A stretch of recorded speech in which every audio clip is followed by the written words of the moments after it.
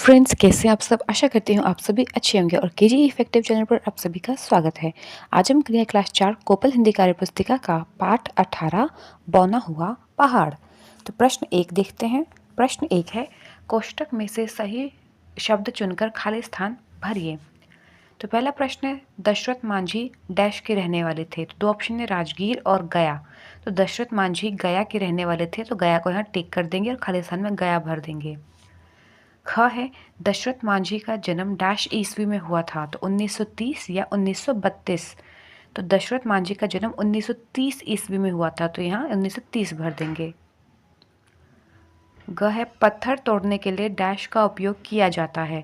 तो दो ऑप्शन है, कुल्हाड़ी या हथौड़ी। तो पत्थर तोड़ने के लिए हथौड़ी का उपयोग किया जाता है, तो इधर हथौड़ी को टिक कर देंगे। घ है, दशरथ मांझी की पत्नी का नाम डैश था। दो ऑप्शन है, फगुनी देवी या सगुनी देवी। तो दशरथ मांझी की पत्नी का नाम फगुनी देवी था, तो फगुनी देवी को टिक कर देंगे और यहाँ फगुनी देवी को भर देंगे। प्रश्न 2 है, पहाड़ का चित्र बनाकर रंग भरिए। तो आप आसानी से पहाड़ का चित्र इस प्रकार बना सकते हैं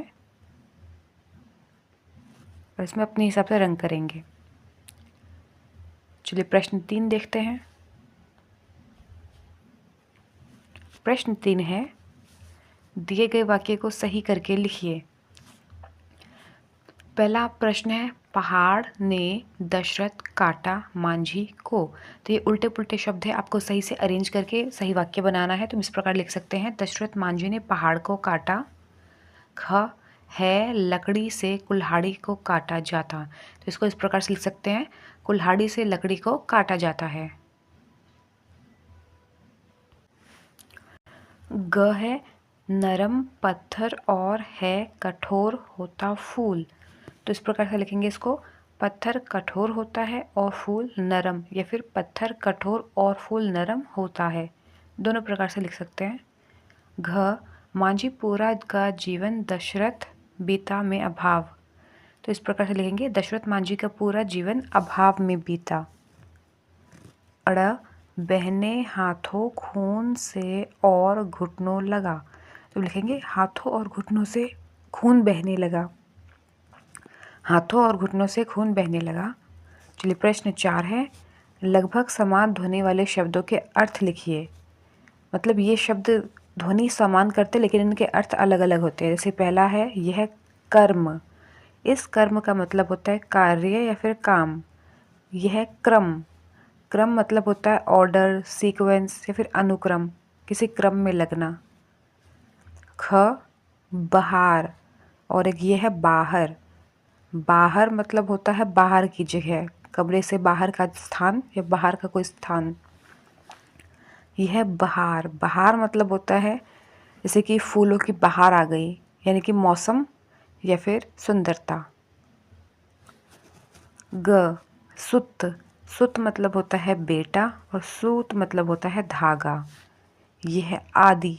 आदि का मतलब होता है शुरुआत और आदि मतलब होता है अभ्यस्त, किसी चीज़ की लत लगना, किसी चीज़ में पारंगत होना, फिर किसी चीज़ को आदी हो जाना। फिर अड़ा है अचार। ये अचार का मतलब होता है जैसे आम या नींबू का अचार। और यह है आचार। आचार मतलब होता है किसी इंसान का व्यवहार, बिहेवियर। यह है खड़ा।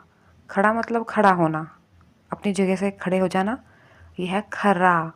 खरा मतलब होता है शुद्ध चीज़, यानी कि शुद्ध। चलिए अगला प्रश्न देखते हैं। प्रश्न 5 है, दिए गए शब्दों का वाक्य में प्रयोग कीजिए। जैसे ये शब्द है घमंड, संकरा, चट्टान, पहाड़, मेहनती, जंगल। ये शब्द है, इन शब्दों को वाक्य में प्रयोग करना है। तो जैसे है घमंड, तो वाक्य प्रयोग कर सकते हैं, हमें कभी घमंड नहीं करना चाहिए। संकरा, संकरा मतलब होता है छोटा, तो वाक्य में कुछ भी बना सकते हैं। इस प्रकार से बना सकते हैं, नदी का मार्ग संकरा है। उसके बाद है चट्टान, तो इससे वाक्य बना सकते हैं, पहाड़ की चट्टान बहुत कठोर होती है। फिर घ है पहाड़, तो वाक्य बना सकते हैं, हिमाचल में बहुत से बर्फ़ के पहाड़ हैं। उसके बाद है मेहनती, तो वाक्य बना सकते हैं, दशरथ मांझी बहुत मेहनती थे। जंगल, वाक्य बन सकता है, जंगल में जंगली जानवर रहते हैं। प्रश्न 6 है, समान अर्थ वाले शब्दों को लिखिए, यानी कि शब्द हैं उनके समान अर्थ या पर्यायवाची शब्द लिखने हैं। जैसे पहला है पानी, तो पानी को और क्या क्या कहा जाता है, जैसे जल और नीर। पहाड़, पहाड़ को कहा जाता है गिरी, पर्वत। धरती, धरती के समानार्थी शब्द है पृथ्वी, भूमि। आग, आग का समानार्थी शब्द है अग्नि, अनल। पावक भी होता है। उसके बाद है जंगल, जंगल को कर सकते हैं वन और कानन। उसके बाद आदमी, आदमी का समानार्थी शब्द हो जाएगा मानव और नर। चलिए अगला प्रश्न देखते हैं। प्रश्न 7 है, खाली स्थान को में विशेषण भरिए। जैसा आप सभी जानते हैं, विशेषण संज्ञा या सर्वनाम की विशेषता बताने वाले शब्द।